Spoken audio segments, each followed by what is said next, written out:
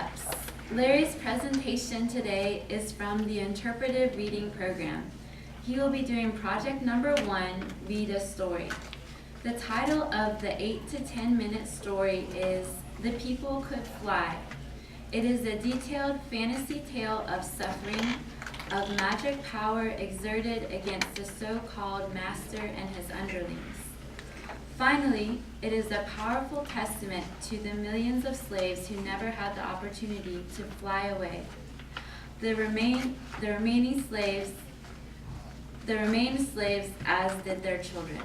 The People Could Fly was first told and retold by those who had only their imaginations to set them free. Please help me welcome Larry reading The People Could Fly.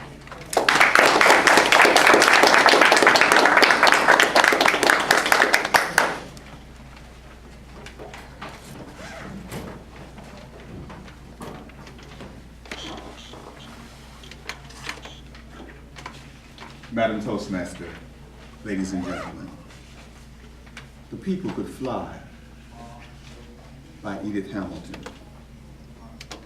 They say the people could fly. Say that long ago in Africa, some of the people knew magic. And they would walk on the air like climbing up a gate.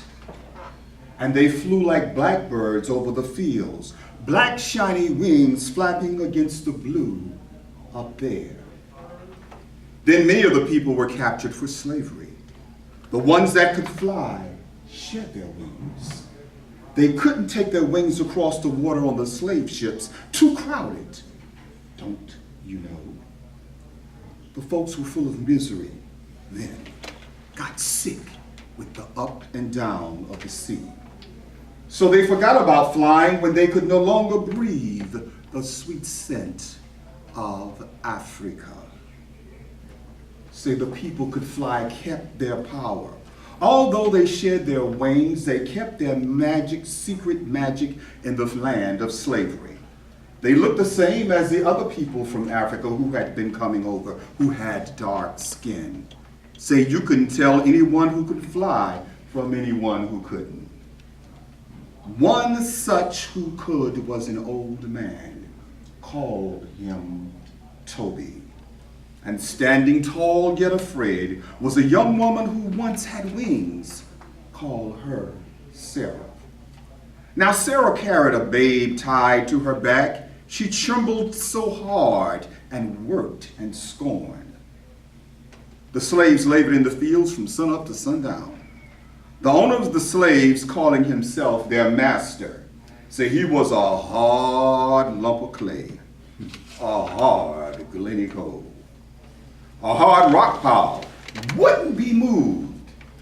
His overseer on horseback pointed out the slaves who were slowing down. So one called Driver cracked his whip over the slow ones to make them move faster. That whip was a slice open cut of pain. So they did move faster. Had to.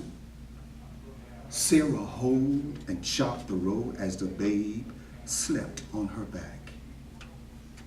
Say, the child grew hungry. The babe started bawling too loud. Sarah couldn't stop to feed it, couldn't stop to soothe and quiet it down. She let it cry. She didn't want to. She had no heart to croon to it. "Keep that thing quiet," called the overseer. He pointed his finger at the babe. The woman scrunched low. The driver cracked his whip across the babe anyhow. The babe hollered like any hurt child, and the woman fell to the earth. The old man that was there, Toby, came and helped her to her feet. "I must go soon," she told him. "Soon," he said. Sarah couldn't stand up straight any longer. She was too weak. The sun burned her face. The babe cried and cried. "Pity me, oh pity me," say it sounded like. Sarah was so hard and sad and starving, she sat down in the road. "Get up, you black cow," called the overseer. He pointed his hand, and the driver's whip snarled around Sarah's legs. Her sack dress tore into rags. Her legs bled to the earth. She couldn't get up. Toby was there, where there was no one to help her and the babe. "Now, before it's too late," panted Sarah. "Now, Father." He raised his arm, holding them out to her. "Yes, daughter, the time has come," Toby answered. "Go as you know how to go." He raised his arms, holding them out to her. "Kum yala kum tambe!" And more magic words, and so quickly they sounded like whispers and sighs. The young woman lifted one foot on the air, then the other. She flew clumsily at first, with the child now led tightly in her arms.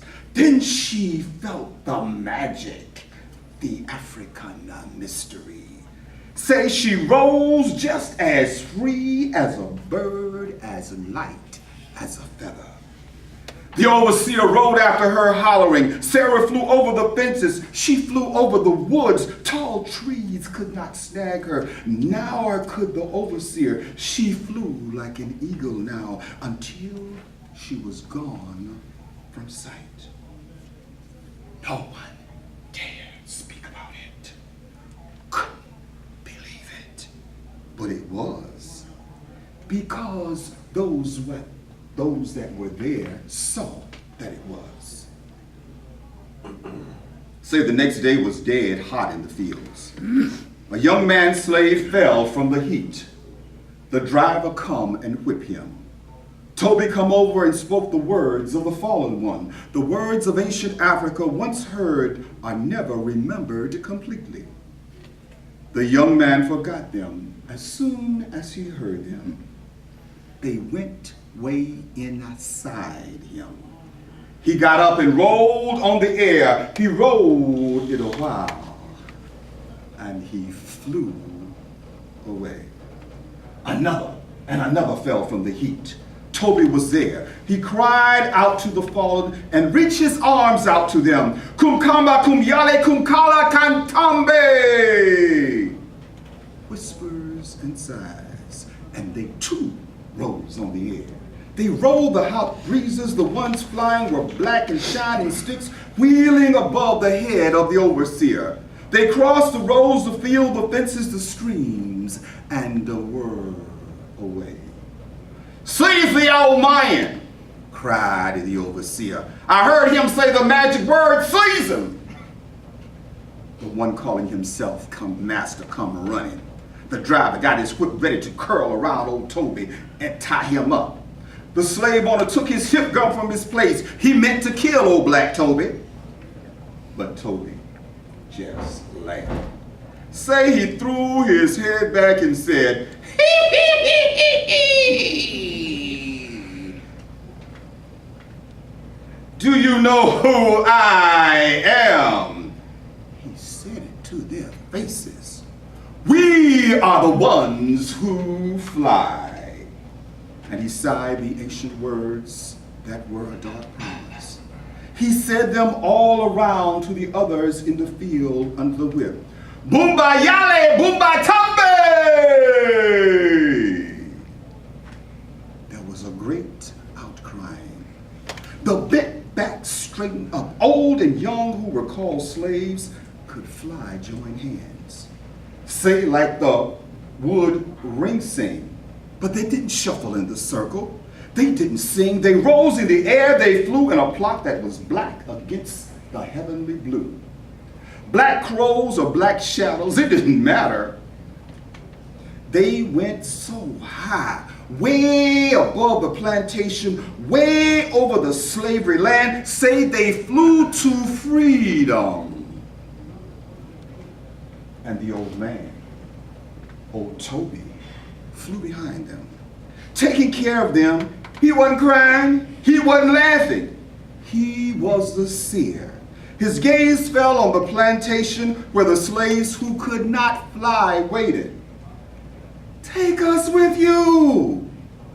Their looks spoke it, but they were afraid to shout it. Toby couldn't take them with him, hadn't the time to teach them to fly. They must wait for their chance to run. Goodbye, the old man Toby spoke to them. Poor souls, and he was flying gone. So they say, the overseer told it. The one called master said it was a lie, a trick of the light. The driver kept his mouth shut. The slaves who could not fly told about the people who could fly to their children when they were free. When they sat close before the fire in the free land, they told it. They did so love firelight and freedom and telling. They say that the children of the ones who could not fly told their children. And now